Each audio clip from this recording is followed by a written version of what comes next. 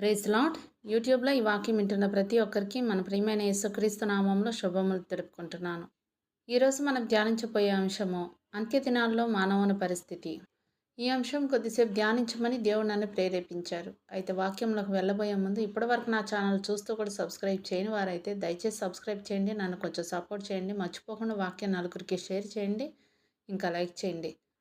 మీరు లైక్ చేయడం ద్వారా వాక్యం నలుగురికి రీచ్ అవుతుంది. ఇక మనం వాక్యంలోకి వెళ్ళిపోదాం.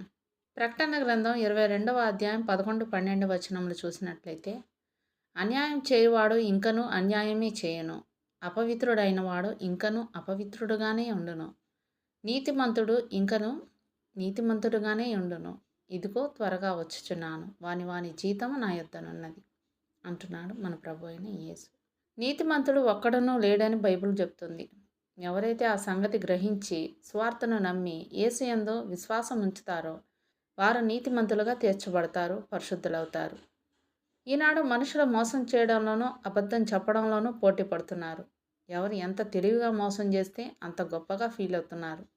కాలం మారిందని అందరూ అనుకుంటున్నారు, కానీ మారింది కాలం కాదు, మనుషులే. చాలా విపరీతంగాను, మానసికంగాను, భౌతికంగాను వారిని వారే చెరిపేసుకుంటున్నారు. సత్యం తెలిసినా కూడా, కళ్ళకు కట్టినట్టుగా కనబడుతున్నా కూడా, చాలా బాగా అర్థమైనా కూడా దానికి కొంచెమైనా విధేయత చూపించలేని తరం ఇప్పుడు వచ్చింది. అపొస్తలుల కార్యాలు 28వ అధ్యాయం 27వ వచనం ఒకసారి చూసినట్లయితే, ఈ ప్రజలు కనులారా చూచి చెవులారా విని మనసారా గ్రహించి నా వైపు తిరిగి నా వలన స్వస్థత పొందకుంటున్నట్లు వారి హృదయం క్రొవ్వి ఉన్నది.